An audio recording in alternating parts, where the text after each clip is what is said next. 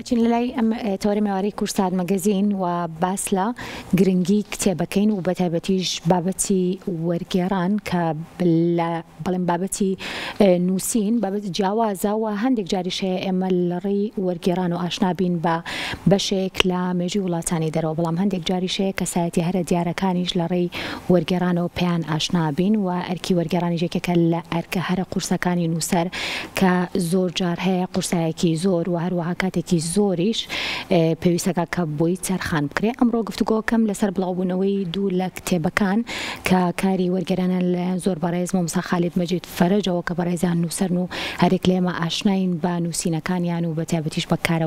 وەرگێڕانەکانیان. ئەمێوارەی میوانی کورسات مەگەزین و بەتایبەت گفتوگۆکەم لەسەر گرنگی وەرگێڕان بەتایبەت بۆ نێو کتێبخانەی کوردی. مامۆستاگیان سڵاوت لێبێ، زۆر بەخێراتی، زۆر سپاس بۆ تۆ. بەسەرەتا مامۆستا لێوە دەست پێ بکەم، بۆچی نووسەران وەرەگێڕن؟ هەموو نووسەر ناتوان وەربگێڕەوەی کە زمانێکی باش بزانێت، زمانی داچیوە، زمانی ئەو زمانەشی کە لێوی وەرەگێڕێ بێ زۆر باشی بیزانێ، نەکەرە بیزانێ بێ بتوانێت پێشی بنووسێ، ینی وەرگێڕی سەرکەوتوبێ و ئەو زمانەی کە لێوی وەرەگێڕێ و زمانی داچی بزانێ ئەو کاتا توان وەربگێڕێ. و بۆچی وەرەگێڕێ؟ لەبەرەوە پێویستە تۆ سەقافەتی میلەتانی تر تۆ ئاشانەبی پێی تۆ ناو بازنەیەکی خۆت ئاخولێتەوە کە وازانیت تۆ هەموو شتێکەزانی. میلەتان هەمووی بە وەرگێڕانەوە، سا وڵاتانی پێشکەوتووە وانەی کەوا زۆر زۆر زانکۆ و ئاکادیمیای بەهێزیان هەیە، ئەگەر وەرنەگێڕن داخرێن بەسەر خۆیانە. سزا میلەتی کورد کە ئێمە لە زۆر ڕۆوە هەژارین، لە باری معریفیەوە هەژارین، لەبەرەوە پێویستە بکرێنەوە بەسەر دنیای دەرەوە وەرگێڕان ئەو دەورابین. زۆر باشە. اینجا ئەمە مەراسیمەکەی بەڕێستانە و لێرەوە بەشێک لە وێنەکان ئەڕوا و بەشێک لەو کتێبانەی کە خۆت وەریانە گەڕی. اینجا حەزەکەم بزانم چۆن کتێبەکان هەڵەبژێریت و لە چ زمانێکەوە وەریانە گەڕیت؟ زمانی عەرەبیەوە کەم بڵێن هەڵم بژەرن تاکو ئێستا کتێبەکانی زۆربەی زۆری لە بواری فکرایە، چکە کتێبخانەی کوردی لە بواری فکرا زۆر هەژارە. پێویستی بەوە هەیە ئێمە ئەو کەسانی کە توانیان هەیە وەربگێڕن بە تەبەن بە ئەمانەتەوە هەموو وەرگێڕێکیش ناتوانێت بە شێوەیەکی ڕێک و پێکشتەکە وەربگێڕێەوە زانیارەیە کە لەو زمانایە لەو کتێبایە بە تاوەتی بیگەێنی بە خوێنەری کورد. لەبەرەوە هەڵبژاردنی کتێب زۆر زۆر گرنگە. ئەو کوتم بواری فکر لە سەقافەتی کوردیا زۆر هەژارە. سەقافەتی کوردی ئەمە زۆربەی زۆری لەسەر شیعرە خولێتەوە، یعنی ئێستا گەر شاعرێک بێتەوە من پێم وابێ هەموو تەلەڤیزیۆنەکان شەڕیان لەسەر کامیان چاوپێکەوەی لەگەڵا بکە، بەڵام کەسێکی خاوەن فکر، کەسێک خاوەن لەو بوارە ئیشکا بڕوان ناکەم زۆر بەدەگمن مەگەر وا سەبکا بێت بۆ تەلەڤیزیۆن. سەرمان نییە لەو بوارە نیمانە، زۆر کەممان هەیە. میلەتی کورد هەژارە دەرگای نەکردوێتەوە. من ئەو هەوڵی سادەی خۆمە، هەوڵە متەوازایی خۆم لەو بوارەیە کە واری وەرگێڕانە بۆ ئەوەی دەرگایەک لەسەرەوە بکەینەوە. تەمان من بە تاقی تەنیا من نیم، دیارە خەڵکی تریشێ و ئەوانە دەرگایەک لەسەرەوە بکەینەوە کە سەقافەتی کوردی بگوازینەوە لەوەی کە شێعر ناونیشانی سەقافەتی کوردی بێ. وەلو من خۆشم شێعر نووسم و شێعرم زۆرە، بەڵام بیکەین بەوەی کە فکرەوە عەقڵ ناونیشانی سەقافەتی کوردی. باشە. هەڵبژاردننی کتێبێک بۆ سەلاحەدینی ئەیوبی بێگومان یەکێک لە کەسایەتی دیارەکانە و خاوەنی زۆر کتێبی تری تۆ لە بواری وەرگێڕانە. بەسەمەوێ بزانم کە نووسەر وەرەگێڕێت ئەگەڕێ بە دوای نووسەرە بەناوبانگەکەیە، واتە بە بڵێم هەر مامۆستا خالید خۆی بەهۆی نووسەرەکەەوە وەرەگێڕێت ئەو کتێبە هەڵەبژێرێ یاخود بەهۆی ناوڕۆکی کتێبەکەەوە. تاکید هەردووشان ئەگەر نووسەرەکە بەناوبانگ بی دیارشتی باشیە بۆیە بەناوبانگ بوو، لە خۆی بەناوبانگ نابێ. بە تاکید مادەی کتێبەکەشە، ینی نووسەر هەیە بازێ کتێبی هەیە نایێت هەستەکەم ڕەنگە بۆ ئەمڕۆی ئێمە زۆر گرنگ نەبێ، بەڵام بازێشتی تێ بۆ نمونەمە هیچ جۆرجی زەیدانە. جۆرجی زەیدانی چێکە لە ڕۆشن بێرە مۆسوعی عەرەبەکان کە زۆر زۆر تەبەن مەسیحیشە لە بواری ئیسلام و فکری ئیسلامە زۆر شتی نووسیوە. هیچێک لەوانی ڕیوایەت یا ڕۆمانی سەلاحەدینی ئەیوبیە کە خۆی نووسیوە تەبەن پشت بەستوو بە سەرچاوی وەقایعی مێژووی ئەوانە جارێکی تر خوێندنەوەیکی تر بۆ سەلاحەدینەوەی بەڕاستی من خۆم پێش ئەم ڕۆمانە بخوێنمەوە وەری بگێڕم نەوەکی تر سەری سەلاحەدینەوەی بەڵام ئەم بە نەوەک باسیێکە کە کوردی زۆر بەرز نرخانەوە توانای کوردی دەرخستووە و شتێکە من بەڕاستی سەرسام بووم پێ بە توانای ئەم پیاوە چۆن توانێتی جارێکی تر ئێمەی کورد بناسیێنێتەوە بە سەلاحەدین. چۆن ئەم کتێبانە دەستنیشانەکەی مامۆستا خۆت وەڵی خۆم ینی خۆمەکو خوێنەرێک وەکو ڕۆشنبیرێک ئەیان دۆزمەوە نیازانم چی باشە ینی ئەوە زۆر گرنگە. لە بابەتی وەرگێڕانە خۆت بە چ زمانێ وەرەگێڕیت؟ خۆم لە کوردی بۆ عەرەبی توانم لە عەرەبی بۆ کوردیژە توانم لە زمانی هۆڵندیشەوە توانم بۆ کوردی بکەم. زۆر باشە ئەمەش لایەنێکی شاراوی تر بوو. ئەنجا بەبەستم لە زمانی گێڕانەوەکەی تۆیە زمانێکی بە بڵم ڕێزمانیانە ئەگێڕیتەوە یاخود زمانێکی ئاسایی تاچید بۆ دقی بۆ نووسین ئەبێ ڕێزمان بەکارمێین بەڵام لەگەڵ ئەوەشە ئەبێ مەفهوم بێ لای خوێنەری کورد یعنی زمانەکە سادە بێ زمانەکە پاراو بێ ئەو بتوانێت تێی بگە. یعنی من زۆر زیاتر من 30 ساڵە دەوری وڵاتە ژیم تاکۆی سەر ڕەنگەکە خەڵک قسەم لەگەڵاکە نازێن لە دەرەوەم چکە هیچ وشەیەکی بیانی بەکارنایەنەوە ئەنا وایە تۆ ئەوەڵ و ئاخیر تۆ معریفەیە بۆ خەڵکە سادەکەی خەڵکە مستەقەفە بەرزەکە پێویستی بۆ نیە من فێری بکەم یا خۆی بچێ بڵێ وەرەوە بخێنەوە خۆی ڕەنگە بیزانێ بەڵام تۆ خەڵکە زۆرەی کە نازانێ یا کەمەزانێت تۆ بۆ ئەو ئیشەکەی ڕاستە ئەبێ بزمانی ئەو بنووسی ئەبێ ئەو تێبگە. باشە لە عەرەبی بۆ کوردی وەرگێڕان خۆشترە یان لە هۆڵندی بۆ کوردی؟ بۆ من فەرق ناکات کە من لە زمانی هۆڵندی شایانی باشم تقریبا بەڵام زیاتر بۆ من بە تاکید ینی عەرەبی زیاتر تۆمە لەگەڵمان نەژیاون ماوەیەکی زۆر و من خوێندم لە بەقا بە عەرەبی بووە ویستم پرسیاری کۆلێژی یاسام خوێنم بڵێ کەواتە بەهۆی کۆلێژی یاسا و بەهۆی خوێندنی عەرەبیەوە فێری شەرت نییە ئەوانەی کە لەگەڵ ما بن زۆربەی زۆر عەرەبی خوێندنەوە ئەکاتە توانای ئەو کەسە من تەمان تا 6 سانەویە بە کوردی خوێنومە کە چوون بەقا عەرەبێکی باش مەزانی بنووسین ینی وەکو عەرەبەکان زۆر باشتری ژەمزانی. مۆمستا چۆن با بڵێم کار لەسەر بابەتی وەرگێڕان کرد ئەرکێکی قورسا بووە تا کەسێک عەرەبێکی باش بزانە ئیتر ئەتوانێت وەربگێڕێت ئەبێ خۆی نووسەر بێ و کەسە چکە ئەوە غەڵەتێکی زۆر گەورەیە هەمانە مەسەر ناتوانێت بێ بە نووسەر ئەڵێ بۆ نەچم وەربگێڕم خۆ من دوو زمانە زانمە زمانێکی ترە زان بووە یعنی بێ خۆت نووسەر بێ بۆ چکە دووبارە داڕشتنەوەی ئەو دەقەیە ئەگەر نووسەر نەبی ناتوانێت دەیڕێژیتەوە ینی بۆ نمونە من کتێبێک گەر هاتوو 300 لاپەڕە بێ ئەمە زەربی 5 5 جار منە بێ پیابسمەوە ئەکاتە 3,500 لاپەڕە ینی تۆ چۆن وای لێکەی دوایی کە خەڵک خوێنێەوە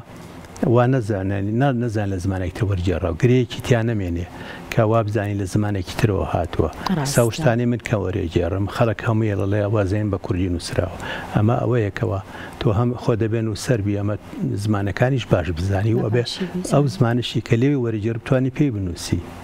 ئەوە زۆر گرنگە. ڕاستە اینجا بێگومان زۆرن ئەو وەرگێڕانەی بە شێوەیەکی گشتی کە لە زمانی عەرەبیەوە یا خۆت ئینگلیزیەوە یا خۆ زۆر جار لە زمانی ئەڵمانی و هەندێک زمانی تری زیندوی جیهانەوە ئێمە بینین کە وەرەگێڕنە سەر زمانی کوردی و فارسی و ئەوانش ئەبینین بەس تو خۆت چەند کتێبی هۆڵندیت وەرگێڕاوەتە سەر زمانی وەڵای تاکوی سەر نەم کردووە بڕواکە ئێستا کتێبێک هەیە لەسەر کورد نووسراوە لە ژێرسیە بەری سەدام تا پرۆفیسۆرێک من لەوێ لە کتێبخانەی زانکۆی شەکەم ئێستا بە خۆبەخشی شەکەم چووکە خانەنشین بووم سپاس دەکەم ئەو کتێبە پرۆفیسۆرێک لەوێ وتی من ئیشم بۆ کورد کردو بۆی هێنام خۆی ئێستا ئەو پرۆژەی داهاتوومە گەرە وەربگێڕم بۆ کوردی کتێبێکی گەورەیە خۆی هاتۆ بۆ نەسلێمانی دەربەنی خاین بینی و عاربەتی بینی و هەولێری بینە پێی وتم نووسەرەکە خۆی نووسەرەکە بەڵێ پرۆفیسۆرە لەوێ اختصاسی زمانی لاتینیە لەوێ دەرسێواڵێتەوە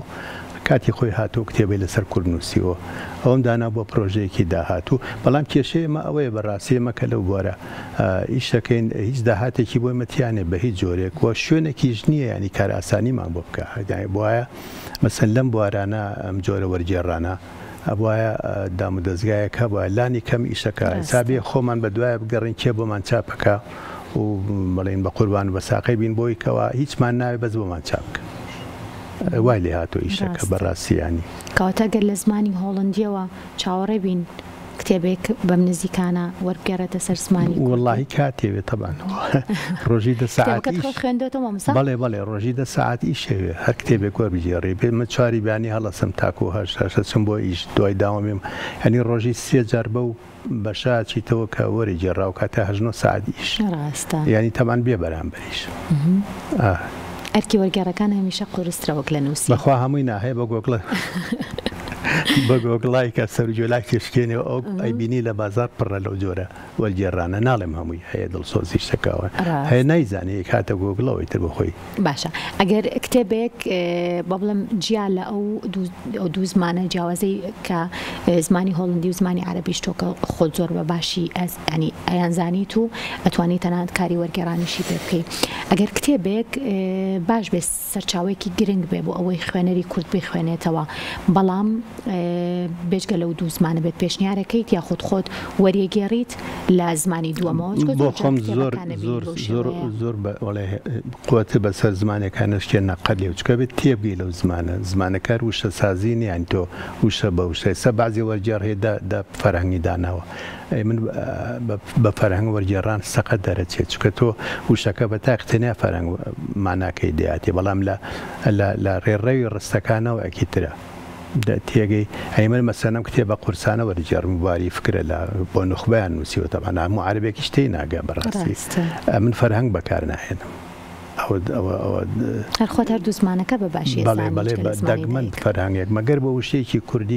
کوردی بە کوردی باشتر بگەڕمە جینا بۆ عەرەبێکە بۆ کوردی نا فەرهەنگم نییە جەباسێک لەم مەراسیمە بکەین ئەو مەراسیمی ناسانی ئەو دوو کتێبە بوو لە دەستگای جەمال عیرفان تەمەن زۆر سوپاسی دکتۆر تەهاکەم کە ئەو دوو کتێبی بۆ چاپ کتێبی تریشی بۆ چاپ کردوم کتێبێکی تریشم لە سەردەم چاپ بوو لەم بینە بزافە سیاسە ئیسلامیەکانە کتێبێکی گەورەیە ئەوەش چاپ بووە کتێبی تریشم بەڕێوێ بەس بازارە ناوێنێنم باشە کتێبی ئەم جارەشیان هەر لەسەر فکرەیان جیاوازترە نەوەڵام جارە سێ کتێبی بە ڕێز مام جەلالەوەی کە دوو کتێبیان وەرم جێڕا و کتێبێکیشیان من ئینم کردووە ینی کتێب نەبوو کردومە بە کتێب ئەنی وەختی خۆی وەکو هین نووسیوێتی مابلین وەکو مەلزەمایان وەکو هینێک نووسیوێتی من کردوم بە کتێبێکی تەواو بە 8 بەش و پراوێزم بۆ نووسیوە ئەوە هەنێک پرسیار لەسەر و دوو کتێبە بکەم کا خالید دوو کتێبی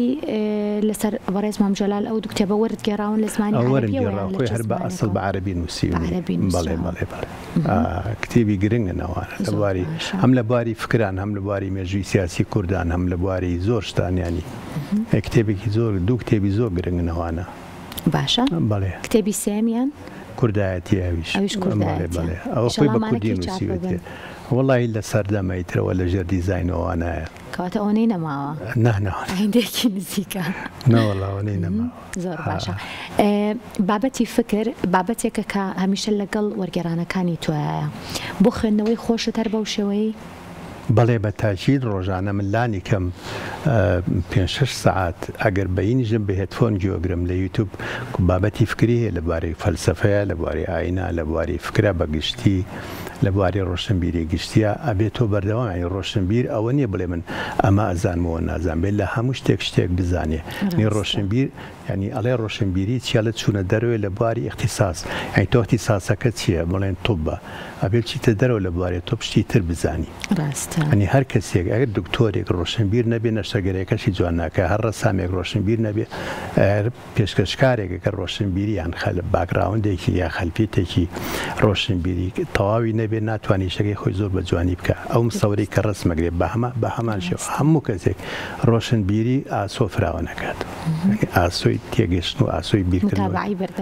ئەبێ دایمە متابع بە تایبەتی بۆ ئێوەی پێشکەشکارە بێ دایمە متابع بن زۆر ڕۆژانە اینجا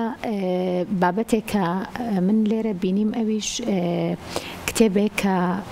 باس لە مێژووی کورد بکات و باس ئەم کتێبە بە تایبە سەلاحەدینی ئەیوبی کە تۆ خۆت وتت بیر و فکری منی گۆڕی بە تاکید پێشنیارەکەی بخوێنینەوە بە تاکید زۆر ڕۆمانێکە ینی درامایە با بڵێن باسی خۆشەویستێکە باسی خیانتەکە باسی ئازایەتیەکە باسی کوردەکە کە لە تقریبا 1000 ساڵ لەمەوە پێش ئەمان بە کوردی قسەیان کردووە زۆر گرنگە تۆ ئەمانە مێژوی خۆشمان ئەزانی مێژوی خۆشمانە بەڵێ هەموو سەرکردەکانی هەمووی کورد بوون جامەڵێ بۆچی ئەمانە هەمووی دینێکیان پێ مەسە عیمادەدین سەلاحەدین ئەڵێ ئەو تایفەیە کوردانە هەروانەمێکی دینێکەکە بە ناوکانێنەوە خۆی سەلاحەدین ناوی یوسفەتەوان باوکی ناوی نەجمەدینە ئەو سەرکردەی کە لەگەڵ یاتی کوڕێکی گەنجی ئازایە و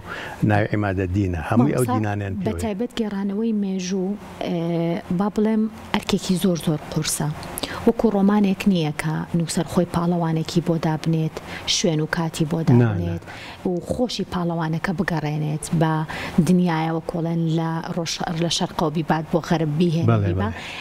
گێڕانەوەی مێژوو بەڕاستی با بڵێم مەسئولیەتێکی زۆر گەورەیە لەسەر شانی نووسەر و دواتریش بۆ وەرگێڕ بە هەمان شێوە ئەگەر کتێبێکی لەم شێوەیە کە باس لە مێژوو کات و بەتایبەتیش باس لە مێژووی کوردەکات لەوانەیە زۆر بابەت هەیە کە ئێمە ببوونی خوێندنەوەی ئەم کتێبەوە بیر و هزرمان بگۆڕێت یاخود هەندێک ساڵ و مێژوو بابەت هەیە کە بگۆڕێت هەموو ئەمانە تا چەند ئەرکی نووسەرە کە جگەل لە وەرگێڕانەکە بە دوواداچوونی تەواویش بکات بۆ سەرچاوەکان لەگەڵ کاتی وەرگێڕانە بۆی زانیاریەکان بە دروستی بگاتە لای خوێنەر وەڵای من کتێب هەبووە تاوانوەرم جێڕاوە هەندێشتم زەڕاست کردوێتەوە لە پەراوێ زەڕاستم کردوێتەوەوانێ کە بینیمە شتێکی تایە مەسە کتێبە وەرم جێڕا وڵای سە بە تەواتی لە خەیاڵم نیە کتێبم زۆر بەجێڕاوە تەقریباً نزیکەی 26 کتێبە ئەمی گەورە کتێبەکان تایەتی شتی تایە کە من ئەنی وەرجێر بۆی نێبی گۆڕێ تۆ بێ ئەمانتەکە پەل بەس دوای لە پەراوێ زانووسی ئەم شتەوە ینی ڕەنگە ڕاست نەبێ ئەم شتە وایە ڕاستیەکەی ئەمەیە بە قەناعەتی من ئەوە ناتوانانی خۆت بۆ ڕەنکاری تێبنانە زۆر باشە جگەل لە کتێبەکانی با بڵم کە ئێستا کاری وەرگێڕان و ئەوەندەی نەماوە بڵاو بێتەوە کە ئێستا هەواڵمان جەلالە چیتر هەیە ئێستا وەڵای کتێبێکم هەیە لە بواری فکرا خۆم نووسیومە تقریباً بەڵێ تقریباً 40 شتێک بابەتە لە بواری فکرایە فەلسەفەیە بەگشتی و بواری فکر بەگشتی بۆ کۆوانە بواری مۆسیقایە بواری ئەدەبە ئەوە کۆ کردوێتەوە ئەوەش ئامادەیە بۆ چاپ و دیوانەکەشم ئامادەیە بۆ چاپ بەڵام وسەت دوای دواوە شێعرەکانم بۆچی شارەکان لە دوانەوە وەڵی من زیاتر ناڵێ من ڕەخنە لەواگرم کە ڕبووە ینی ناونیشانی ڕۆشنبیری کوردی هەر شیعرە بەداخەوە ینی شعر خۆشە ینی شارۆکۆ شتێک وایە لە دوای ناخواردن میوەیە شتێ بخۆیتەوەوانە بەڵام تۆ کە برسید و بە میوە تێر ناخۆیت بۆ نمونە غەزای فکری ینی تۆ بە فکر پێشەکەویت بەڕاستی و کاتێک کە تۆ بە فکر پێشکەوتی و کاتە ینی زوربەی زۆری خەڵکی ئەمە بە شارەوە خەریکە کێشەیە ئەگەرەکانی جوانیان بەزن و سەرەکە وەڵای خوێنەرەکانی ژێستەخە وەسەتەکەی کوردوای لێ هاتووانی بم پێم وتیڵم ینی ئەوەی شار بنووسێ ئەوەی کاڵێ شارە نووسم زۆر لە پێشترە و لەوەی کاڵێ من لە بواری فکرایی شەکەم چکە ئاراستەکە نەگۆڕاوە ئەمەمانێ و ئاراسێ بگۆڕین ینی نەک لە شێعرکەم بکەینەوە ئەو کاتە ئاراستەکە گۆڕی بواری فکر پێشکە و ئەو کاتە شاری پێشەکە ئەو کاتە قیمت بۆ شاری ژەگەڕێتەوە بۆ دەقەگەڕێتەوە ئستا من بۆ منەوە دەقانی من کە کراون بە گۆرانی تۆ جۆی لێ بگرە بزانە چەند دەقێکی سەنگێنن چەند شتێ قوڵی تایە بۆ نمونە بۆ ئەمە لەوەیەت لە باکراوندا ڕۆشن بیرێکەوەیەت لە خۆی دروست نەبووەوە بە هیوای بەردەوامیت بۆ هیوایم قەڵەمەکەت هەمیشە نەوەستێت و چەندین کتێبی جوانتر و باشتر هەرچەنە نووسینەکانت و وەرگێڕانەکانت هەمووی تایبەتن مامۆساگیان بەڵام هیوادارم هەمیشە لە ساڵی لانی کەم کتێبێکی فکریش پێشکەش بە کتێبخانەی کوردی بکەیت وەڵام ساڵ سیان کردو ئینشاءالله بە ساڵی ئایندە زیاتریش بێت هەر بەردەوام بیت سپاس بۆ هاتنت بۆ ستۆدیۆ کورسات مەگەزینی بەخێرهاتی سپاس بۆ مامۆستا خالید مەجید فەرەج نووسەر و وەرگێڕکار لەم بەشەی کورسات مەگەزین لەگەڵ مام دووبارە بەخێراتی مامۆستا گیان بەخێر بێت